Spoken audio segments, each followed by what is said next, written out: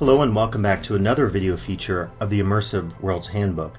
Today we're focusing on the unlikely topic of toilet theory and specifically how various venues use some form of theming that relates to aspects of the toilet and associated issues, as we'll be addressing. So this initially began here at Jimmy John's, the famous sandwich restaurant and chain throughout the United States. And I took some images of their restrooms, and I thought this would be a great video to focus on why indeed we do or do not theme or apply a narrative to the restroom. And in some cases we might ask, what is that theme and what specifically is going on in the restroom, aside from focusing on the obvious issues of bodily functions that everybody knows so well in this utilitarian sense. So we'll use this opportunity to think through the bathroom, to focus on some existential concepts, to address what our theming or lack of theming in the bathroom or the restroom says about us in some philosophical senses, and many others. And so Jimmy John's, I think if you know the restaurant chain, you're quite familiar with the fact that their curious signage is not just limited to the restrooms. In fact, within the restaurant itself, they have many signs that focus on what I would say would be humor and an eclectic approach to narrative itself. And as we look at an image like this one, making a bit of a joke about the anus and functions that most people don't like to talk about, we are perhaps first clued into the fact that there's something uncomfortable going on when we're using the restroom or when we're thinking about the restroom. And so actually here you'll see some video that I took in this particular Jimmy John's location. Again, we'll get the focus here making a joke of the fact that different people use the bathroom in different ways, and there's also of course jokes about being anal retentive and focusing, a lot of this focusing on thought, which I think is very interesting, right? Political issues, rebellion, not just on the utilitarian aspects of someone urinating or defecating into a toilet. And there you see the tidbits here about Uranus, the joke that is, I think, a pretty common joke in the United States at least. And here we see one more example of a Jimmy John's sign, which in German is basically saying, please urinate while you are seated. So again, with Jimmy John's, I think the focus here a lot of the times is on using bathroom humor, if you will, to connect with its clientele. But I think we should go beyond humor as we talk about toilet theory today. So we'll focus on each of these 6 areas.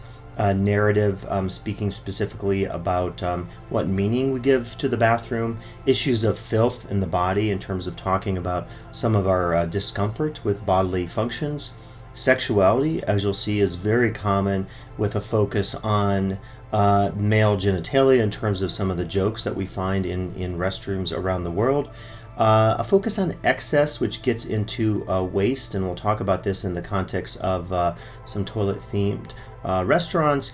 And at the end, we'll talk about some political issues that have arisen in the United States in 2016 related to gender identity and the use of restrooms. Now, as uncomfortable as this topic might be, I think you might agree that there's a lot to say about how we use restrooms and what meanings we apply to them.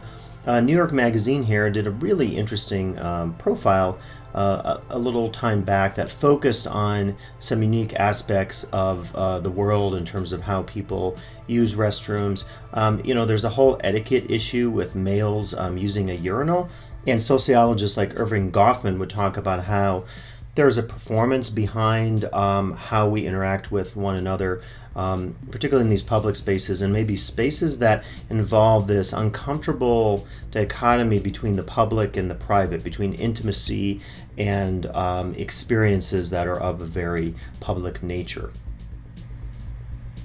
And for me, this reminds of the idea here of thinking about what exactly happens in a restroom, what goes on in a restroom. So this is an image from a typical Vegas nightclub, and I haven't been to that many Vegas nightclubs, but when I have, one of the curious things I've always noticed is that they have attendants. And when I first began to see this, I thought it was very, functional. Basically, these attendants were in the bathroom and they were cleaning things up, and that makes sense when you have a very busy nightclub and so forth.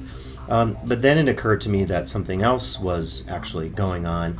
And indeed, you might think that, the bathroom, particularly in a city like Las Vegas that has a lot of sexual energy and energy of excess in terms of drugs and the like, that the attendants actually have to then patrol the restrooms, maybe breaking up drug deals that could take place, and also maybe to prevent patrons from having sexual intercourse or doing other what would be considered inappropriate private behaviors in the restrooms. Back at that New York Magazine study I just mentioned, they said there was a study done in Britain that discovered in public restrooms, I think in nightclubs, or perhaps it was just all public restrooms, but they made a point of saying that they discovered that 92% of the baby changing tables, that typically they're plastic and they fold out of the wall, that those had traces of cocaine. And so it suggested that people were using restrooms for purposes other than what they were intended. So again, drugs or sex or other things you might think about. So when we talk about bathroom business, then we're suggesting that there is a tension between perhaps the intended uses of the bathroom and then how people end up using them. And going along with that, we have all those other issues that we just talked about in reference to New York Magazine's study about the discomfort that people often have in going to a space that is a merging of the public and the private realms. Now, it's very appropriate I begin with the Magic Restroom Cafe. And you could watch my video on this particular themed restaurant. And it was located in Rowland Heights in Southern California, and it went out of business, I think, within a year. So it didn't last long. Unfortunately, I had the opportunity to visit, to take some video, pictures, and have a bite to eat. But as you can see, the curious thing about the Magic Restroom Cafe, as you can gather from the title, is that it is themed using toilets as the primary narrative. And even when you order off the menu, you discover that indeed you'll be eating out of miniature bowls that are shaped like toilets. And actually then what we're going to cover here is this first area, and this is the area of filth or pollution. So think of the contrast between the clean and the polluted, the clean and the dirty. And there's so many theorists ranging from George Bataille to the anthropologist Mary Douglas who have talked about this issue that we have, if you will, philosophically, existentially, symbolically, culturally, politically, with the notable contrast between the clean and the polluted. And as we look at the toilet bowl here from Magic Restroom Cafe, I think we might indeed be disgusted, but as we know with humor systems, there's a lot of humor that's related to the toilet and to the functions of the toilet, urination and defecation, of course. And so it seems really absurd to us, but I think this says a lot more about us and some of our anxieties and perhaps some of our fears about the body, fears about cleanliness and so forth. There's a lot of taboos in many cultures about going to the bathroom in a public place, or there could be fears about, as we've talked about here, cleanliness, the unclean restroom. And we can look here at examples from around the world of other toilet-themed cafes, and so perhaps it's not surprising to see this in Rowland Heights. Again, didn't last that long, and that could say a lot of things about the various reasons as to why people didn't latch on to this particular approach to using the toilet and everything that entails to theme the restaurant. And you might be thinking right now, it's kind of disgusting, right, to connect excrement and food. But again, I think this says something about some of our existential anxieties in terms of thinking about cleanliness and pollution. And there's, I think, much more to say about this, and we'll get into some of these additional topics here that may also further solidify this anxiety we have about cleanliness as it relates to toilets. And I had to show you this because I thought it's somewhat ironic. This is actually the toilet inside the Magic Restroom Cafe. So for me, this is very interesting and says something about an area we're going to be considering next, and this is the narrative that is applied through toilets or to toilets. In this case, there isn't a narrative, there isn't a thematic narrative. Coming up, you'll see examples of restrooms that do have a narrative applied to them, and I think that also says something deeply interesting about the human condition and the cultural condition as it's applied to the toilet. And next we can think about the issue of narrative as it connects to toilet theory. And here I'm specifically thinking of the contrast between some of the utilitarian or functional meanings of restrooms as a place where people do bodily things related to excrement and urination, and of course also washing their hands and perhaps making sure they look okay in the mirror and so forth. The contrast between those meanings and meanings of a different sort, which would be applied through various forms of theming. And right here you see the pretty famous Madonna Inn in San Luis Obispo, California, along the Central Coast. And Madonna Inn is known for its very eclectic theming of its rooms. But when I think of the Madonna Inn, one of the first things I think of is the eclecticism that's applied to the theming in the men's restroom. And here's a Creative Commons image, but basically you're peeing and there's this waterfall effect that is a part of the experience. So for me, what it suggests is that in some cases our discomfort about the utilitarian uses of the restroom can be lessened a little bit through some form of narrative that tries to transform that meaning of that restroom for the guest. But this isn't the only meaning, I believe, that gets applied to restrooms. We have an image here of the Las Vegas Hilton, which is no longer the Las Vegas Hilton.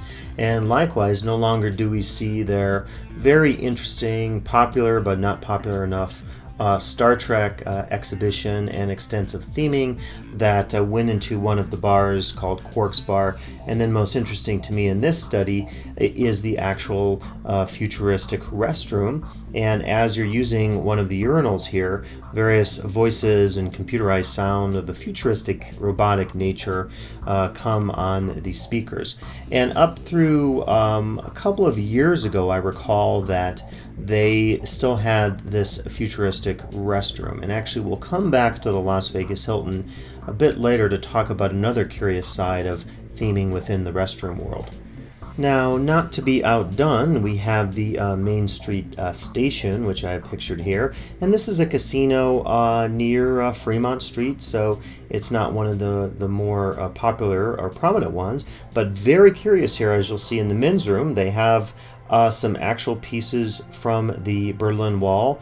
And the presumption here, and I think there's actually a glass or plastic covering, but the presumption here is that you can, in a sense, pee on the Berlin Wall, or at least have it as a backdrop while you're urinating.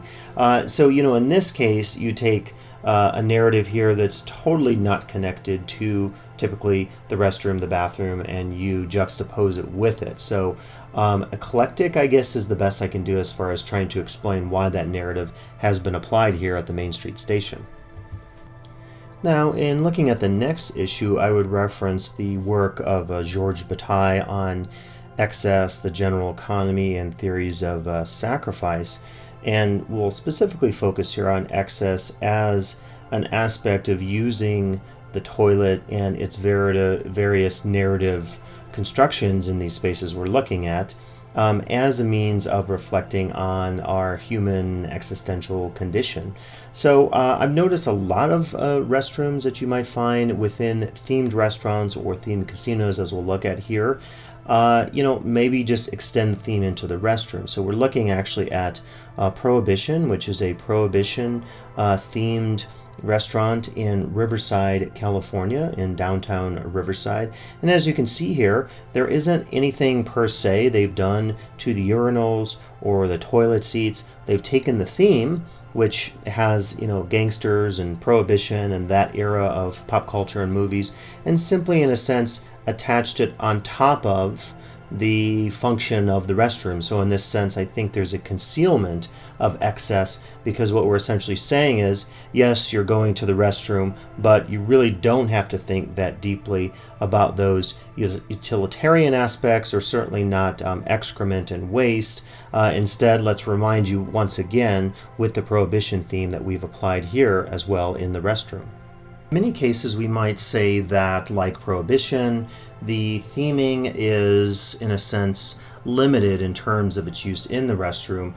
In cases like this at Universal Studios in Singapore, really the theming begins and ends at the door. So the indication is to use the Egyptian theming here to mark off the male versus the female restroom, but there isn't an effort then to extend that theming beyond the restroom itself. So it almost suggests that the restroom becomes a sacred zones of sorts, immune from the theming in some cases of the rest of the space.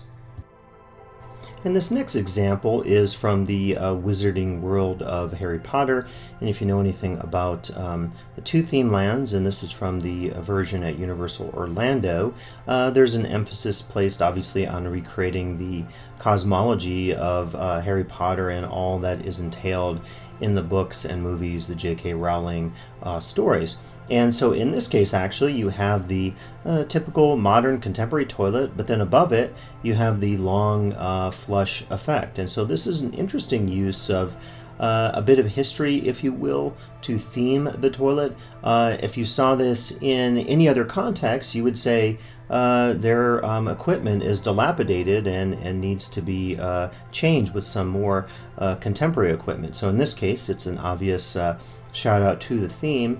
And when we compare the example from Harry Potter and that of the defunct restroom at the Star Trek experience at the Las Vegas Hilton, we could say, in a sense, then we see the use of toilets being themed in futuristic senses, and also then in the historic, archaic sense. Now we can look at another example, and I think we might expect that in the case of place-based themed casinos on the Las Vegas Strip, like the Venetian, New York, and here, the Paris, that we would have some level of theming that might get applied to the restroom. You can see here they have the signage up front, and then as you enter the men's room, you could see they've done some distinctive things in terms of the design. They maybe haven't necessarily done a lot, again, to the actual toilets or the urinals. The wash basins, a totally different story, as you can see here.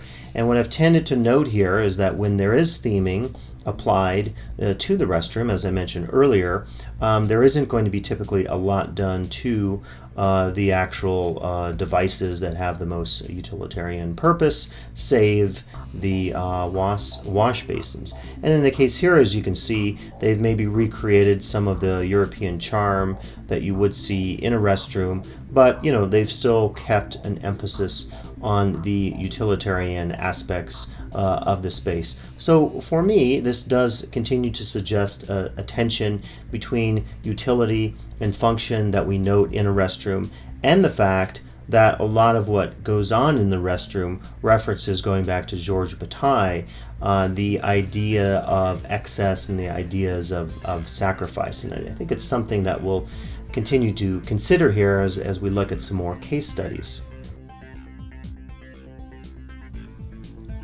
Now we can look at examples here of some outdoor stores to see how they theme their restrooms. In this case, we're seeing Cabela's, and you could see that they've done something fairly minimal as far as representing animal tracks in the walls. Whereas looking here at Outdoor World, we have something much different. And I would say here that in a lot of cases we're extending the theme and again allowing the guest to become immersed in the cosmology of that place, in this case extending that into the restroom, so keeping a consistency of theme throughout the guest's visit in the particular venue. And then a different take on it, as you could see here, is to reference quite interestingly enough, the individual in the photo who is urinating out in nature. So a bit of a wink at the guest, as we'll see here in a bit with some other venues that do something even more dramatic in terms of this form of winking. But as we've been talking about with this topic of excess, there is certainly something else going on here when we think about the narratives that are applied or not applied to the various restrooms. Here is a Jurassic, which is a very interesting Asian restaurant in Southern California, which has this interesting dinosaur Jurassic theme. And so you would expect that in the restroom, maybe some of that theming would extend, but as you can see here, the emphasis seems to be on people not throwing up in the toilet. I guess the choice here is to throw up in the sink. Now, perhaps we see here one of the classic examples of really trying to avoid this rumination on what goes on in the bathroom. So many places, I don't even know where this is, it's a particular store somewhere, where basically you just take some theme that doesn't connect necessarily to the actual place of business, and you apply that to the restroom. So in this case, it's classic cars. And while there's nothing wrong with that per se, I think it does reflect philosophically, existentially on this fact that we're trying to avoid thinking about our bathroom business, as I talked about earlier. Another example of it here, kind of ironic, right? You have a toilet paper that is concealing its excremental use in terms of being called serenade. So the idea maybe here is using that as a means of avoiding any rumination on the fact that what people typically do in the bathroom is nothing that looks close to being like a serenade. And this next example here actually is from a club that when I was in a band I actually played in years ago.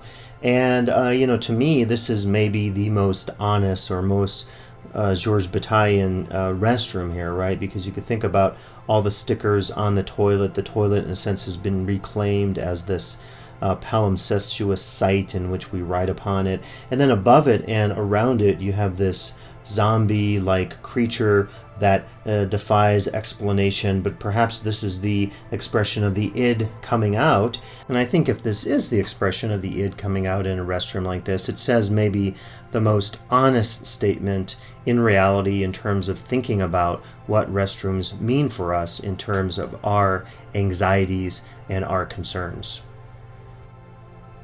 And in terms of these levels of anxiety and concern that we see reflected through toilet theory, we can also reflect on the body, and then we can also reflect on sexuality. As you'll see here in a second with some of the examples, these are interestingly enough connected to the restroom, most particularly those that are male restrooms.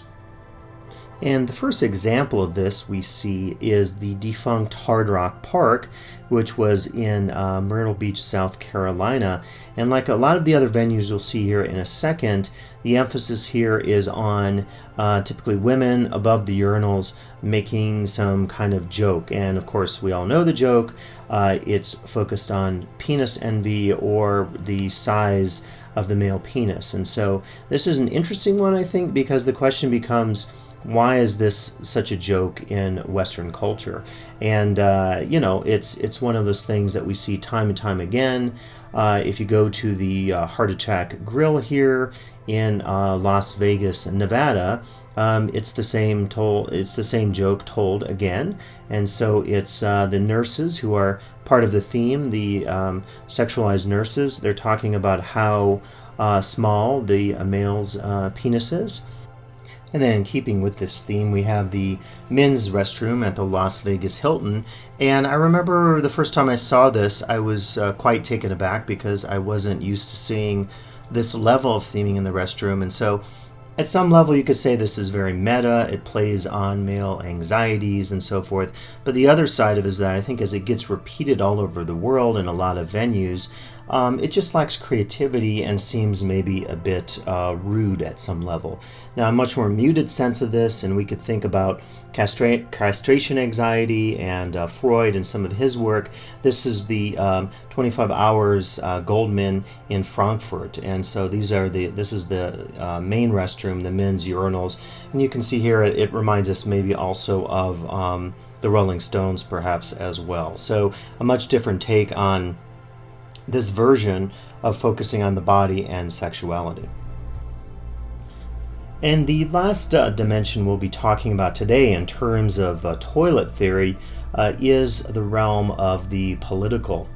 And I guess for me, in a sense, this summarizes a lot of the issues that we've been talking about. And in particular here, in the first example, I'll show you some scenes from celebrity cruises. They're interesting restrooms. I'm thinking about, the fact that in some cases, when one is using the bathroom, one is sometimes reflecting on his or her own existence. And I showed you this image of the toilet paper earlier, but it reminds us that in some cases, maybe because of the unpleasant nature of what could be entailed in a restroom, we often see inspirational quotes like this one of imagining and dreaming and being inspired. Or here's another example from a restaurant in Reno that is trying to focus on apparently the power of the family. So I think it's interesting to contrast these examples with other examples, such as here on the celebrity solstice. And on the surface, it looks like a typical restroom. This is the men's restroom, but then you start to realize that in fact we're getting quotes of various writers and philosophers. First time ever in a bathroom I've seen a quote by Nietzsche. And you can begin to wonder what exactly is the purpose of these particular quotes. So for me, in ending this video feature, it allows us to maybe think about the fact that restrooms entail a lot more than we typically give them a credit for. And in this case, we can think about some philosophical issues. Now, the other side of this is, in 2016, Target and other venues began all gender restrooms for members of the transgender community and for anyone who has whatever expression of gender identity. And for social and religious conservatives, of course, this was considered an act that was highly controversial in their minds. Well, typically at this point, I would say that I hope you enjoyed the video feature. In this case, maybe you didn't exactly enjoy it, but you could have appreciated some of the ideas in this video. Today we looked at toilet theory as a way of dealing with some of the contradictions and issues and complexities that we all have existentially, our relationship to toilets and everything that is entailed in toilets and restrooms. And we also looked at how some of the thematic issues come up here in venues including cruise ships, theme parks, restaurants, and many other places from around the world. So please do come back for additional video features for the Immersive Worlds Handbook.